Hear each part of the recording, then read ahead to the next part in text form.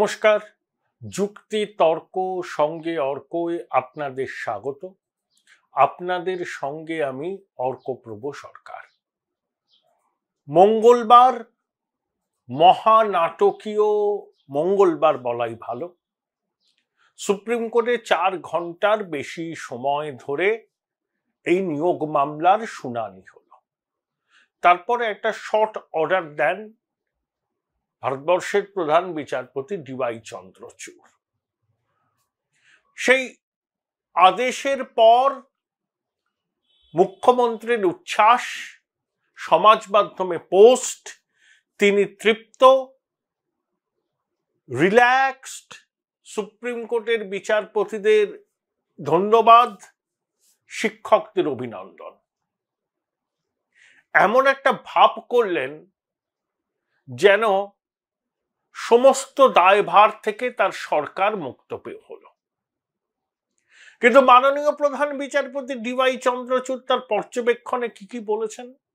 এক, এই নিয়োগ দুর্নীতিটা হচ্ছে সিস্টেমেটিক ফ্রড। সরকারি চাকরি খুবই দুর্লভ, মানুষের খুব আকাঙ্ক্ষা থেকে সরকারি চাকরি পাওয়ার, সেই জন্য তারা চেষ্টা করে। সরকারি চাকরি পাওয়াকে তারা মনে করে জীবনের মোক্ষ লাভ। তাই সরকারি চাকরির পাওয়ার ক্ষেত্রের যে পদ্ধতি, সেই পদ্ধতিতে যদি সিস্টেমেটিক ফ্রড হয় তাহলে পুরো ব্যবস্থা সম্পর্কে মানুষের মোহভঙ্গ হবে, বিশ্বাস তলানিতে ঠেকবে। সুপ্রিম কোর্ট বলেছে। ওয়েমার্কশিট নাইসার পরে ডেটা স্ক্যান নামে একটা বেসরকারি সংস্থার হাতে কেন গেল, প্রশ্ন তুলেছে। ওয়েমার্কশিট কেন এসএসসি নষ্ট করে দিল, প্রশ্ন উঠেছে।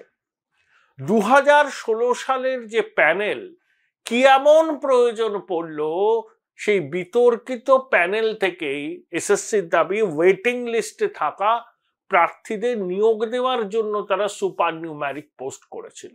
সুপ্রিম কোর্ট প্রশ্ন তুলেছে, এই বিতর্কিত প্যানেলের ওয়েটিং লিস্ট এত বছর পরে আবার সুপার নিউম্যারিক পোস্ট করার কারণ কি?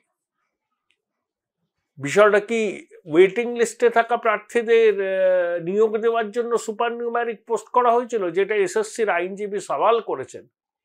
অনেকে বলেন যে অযোগ্যদের চাকরি টিকিয়ে রাখার জন্য সুপার নিউম্যারিক পোস্ট চালু করা হয়েছিল। আচ্ছা, এই যে পর্যবেক্ষণ, এতে কোনোটাতেই কি স্বস্তির হাওয়া বইতে পারে?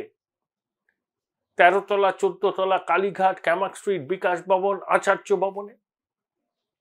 এবার আসুন রায়টা।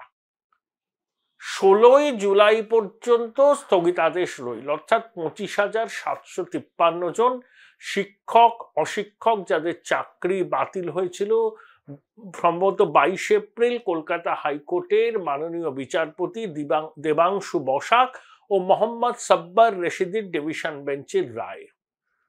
এই ডিভিশন বেঞ্চ আবার তৈরি হয়েছিল সুপ্রিম কোর্টের নির্দেশে। 17টা পদ্ধতিতে এই দুর্নীতি হয়েছিল। চাল থেকে কাঁকর আলাদা করতে পারেননি বলেই কলকাতা হাইকোর্টের মাননীয় বিচারপতির এই রায় দিয়েছিলেন। সুপ্রিম কোর্ট কি বলল? যে 16 জুলাই পর্যন্ত অন্তর্বর্তী স্থগিতাদেশ থাকবে। যোগ্য এবং অযোগ্যদের মধ্যে ডিফারেন্সিয়েট করা যায় কিনা সেটা দেখতে হবে। কোন মেকানিজম ইভলভ করে এটা করা যায় সেটা দেখতে হবে। আমরা তো সবাই চাই যে একটা যোগ্য মানুষ যেন বঞ্চিত না হন। সুপ্রিম কোর্ট সেটাই বলেছে, মেকানিজমটাকে ইভলভ করতে হবে। সুপ্রিম কোর্ট তো আর এই ডিফারেন্সিয়েট করবে না, করবে এসএসসি কে তথ্যনিষ্ঠভাবে প্রমাণ তাদেরকে দেখাতে হবে যে এরা যোগ্য এরা অযোগ্য। কলকাতা হাইকোর্ট 12 বার জানতে চেয়েছিল এসএসসির কাছে, কখনো স্পষ্ট কোনো নির্দেশ দেয়নি। প্রথম কথা, এসএসসি কলকাতা হাইকোর্টে বলেছিল 5,250 জন অযোগ্য। সুপ্রিম কোর্টে গিয়ে বলছে 8,861 জন, সিবিআই এর দেওয়া তথ্য অনুযায়ী। তাহলে 25,753 হচ্ছে টোটাল রিক্রুটমেন্ট হয়েছে শিক্ষক অশিক্ষক মিলিয়ে। তার মধ্যে 8,861 জন যদি অযোগ্য হয় তাহলে 1/3 অযোগ্য। তাহলে কোন পর্যায়ে দুর্নীতিটা হয়েছে এবার সবাই বুঝতে পারছেন, সুপ্রিম কোর্টের মাননীয় বিচারপতিরাও বুঝতে পারছেন। তাহলে 8,861 থেকে আপনি 25,753 বাদ দিন, যে সংখ্যাটা পড়ে থাকবে তারা যে সবাই যোগ্য সেটা কিন্তু এসএসসি কে বলতে হবে তথ্য প্রমাণ নথি দিয়ে। অনেকবার বিভ্রান্ত করেছেন হাইকোর্টকে, এবার কিন্তু আর করতে পারবেন না। তাহলে কালীঘাট খেমাক স্ট্রিটে স্বস্তি কোথায় হলো? 1/3 নিয়োগ হচ্ছে বেআইনি। 16 জুলাই পর্যন্ত সময়, এবং মাননীয় মুখ্যমন্ত্রী বলেছিলেন না মামার বাড়ির আবদার, চাকরি করেছে টাকা ফেরত দেবে। সুপ্রিম কোর্ট কি বলল? 25,753 জনকে মুচলেখা দিতে হবে। যদি এদের মধ্যে কেউ অযোগ্য প্রমাণিত হন তাহলে বেতন ফেরত দিতে হবে। সুদের কথা বলেননি। মুখ্যমন্ত্রীর ওই আস্ফালন সভামঞ্চে মামার বাড়ির আবদার নাকি একেবারে ফুৎকারে উড়িয়ে দিল দেশের সর্বোচ্চ আদালত। উনি নাকি তৃপ্তি পেয়েছেন, উনি নাকি স্বস্তি পেয়েছেন। হ্যাঁ, একটাই স্বস্তি, সেটা হচ্ছে ওই super নিউমারি post. Join Indian Institute of Hotel Management now. Right choice, right decision. যে ক্যাবিনেট নোটের ভিত্তিতে তৈরি করার উদ্যোগ নেওয়া হয়েছিল, কলকাতা হাইকোর্টের দেবাংশু বসাকের বেঞ্চ বিচারপতি বলেছিলেন যে সিবিআই করবে, তদন্ত করবে, প্রয়োজনে হেফাজতে নিয়ে জিজ্ঞাসাবাদ করতে পারবে। রাজ্য সরকারের আইনজীবীদের একটাই উদ্দেশ্য ছিল যাতে এই সিবিআই তদন্তটাকে স্থগিতাদেশ পাওয়া যায়, সেটা পেয়েছেন। সেই জন্যই মুখ্যমন্ত্রী তৃপ্ত, আর কোনো তৃপ্তির কারণ নেই। কারণ মুখ্যমন্ত্রী 13 তলা 14 তলা ছোটবাবু, বিকাশ ভবন, আচার্য ভবন সবাই জানে যে সংগঠিত লুট হয়েছে শিক্ষক অশিক্ষকদের চাকরি দেওয়ার নামে। তার ক্যাবিনেটকে সিবিআই ডাকছে না, হেফাজতে নিচ্ছে না, এটাই স্বস্তি, আর কোনো স্বস্তি নেই। তাতেই তিনি আনন্দে আত্মহারা হয়ে সমাজ মাধ্যমে পোস্ট করেছেন। আবার সুপ্রিম কোর্ট বলেছে তদন্ত কিন্তু চলবে। এখন সিবিআই তারা লিস্ট করেছে 8,861 জন, যারা অযোগ্য হবেন তাদের চাকরি যাবে। এটা নিয়ে কোনো আর তো কারোর কোনো সংশয় নেই। সংখ্যাটা কত সেটা জানা যাবে ফাইনাল। 8,861 না তার কম না তার বেশি, হোয়াট এভার মেবি, তাদেরকে বেতনের টাকাগুলো ফেরত দিতে হবে। সুদ দিতে হবে কিনা এখনো আদালত কিছু বলেনি।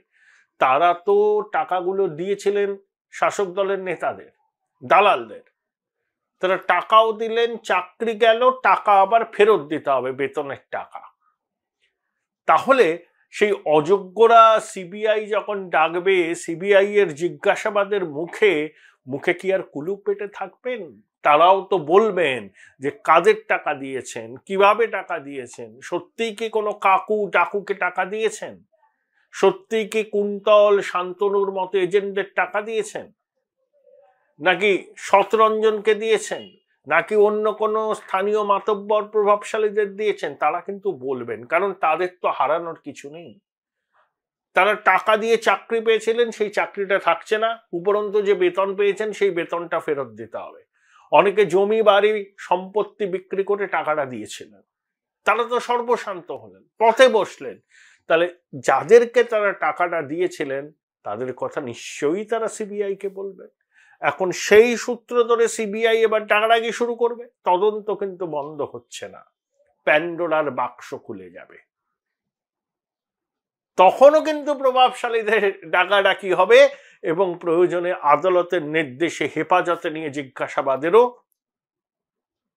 বিষয়টা সামনে চলে আসতে পারে। এটাকে যদি রিলিফ বলেন, তৃপ্তি বলেন, আমাদের আর কিছু বলার নেই। একটাই স্বস্তি আপাতত, 16 জুলাই পর্যন্ত এই অন্তর্বর্তী স্থগিতাদেশ রইল। অর্থাৎ যোগ্য অযোগ্য সবাই 16 জুলাই পর্যন্ত কাজ করতে পারবেন, বেতন পাবেন, তারপরেই দুধ কা দুধ পানি কা পানি হবে।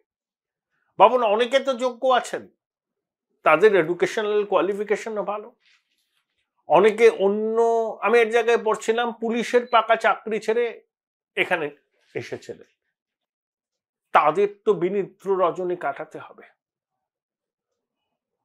তাদেরকে তো মুচলেখা দিতে হচ্ছে। এটা সামাজিক অসম্মান নয়?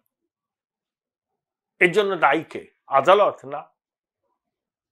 যারা নিয়োগ দুর্নীতির পর্দা ফাঁস করার জন্য আদালতে সওয়াল করেছিলেন সেই সব আইনজীবীরা না? একমাত্র দায়ী হচ্ছে 13 তলা 14 তলা ক্যামাক স্ট্রিট, কালীঘাট, বিকাশ ভবন এরা এবং এসএসসি। এই প্রতিষ্ঠানটার আর বিন্দু মাত্র বিশ্বাসযোগ্যতা নেই, তলানিতে এসে ঠেকেছে এদের বিশ্বাসযোগ্যতা। একটা সামাজিক অস্থিরতা তৈরি করেছেন এরা। এখনো খোকাবাবু বড় বড় কথা বলছেন, ন্যায়ের জয় হবে ইত্যাদি ইত্যাদি, আর মুখ্যমন্ত্রী তো বলেই দিয়েছেন তিনি তৃপ্ত। কিসের তৃপ্তি এলো এর থেকে? বলেছেন যে সিস্টেমেটিক ফ্রড হয়েছে এসএসসিতে। শিক্ষা দপ্তর তো, আরে এসএসসি স্বয়ংশাসিত সংস্থা হলে কি হবে? এসএসসি চেয়ারম্যান কি 14 তলার বা বিকাশ ভবনের অনুমতি ছাড়া কিছু করেন? 8,861 জন যদি সিবিআই এর দাবি মতো অযোগ্য হয়, তাহলে 1/3 নিয়োগ হচ্ছে অবৈধ। মুখ্যমন্ত্রী এ পাথা থেকে ও মাথা মাইক নিয়ে বলতে বলতে যাচ্ছিলেন না, মামার বাড়ি চাকরি করেছে বেতন ফেরাতে হবে। সুপ্রিম কোর্ট পরিষ্কার বলে দিয়েছে যারা অযোগ্য প্রমাণিত হবে তাদেরকে বেতন ফেরত দিতে হবে। সুদ দিতে হবে কিনা বলেনি। এতেই উনি আনন্দে আত্মহারা হলেন।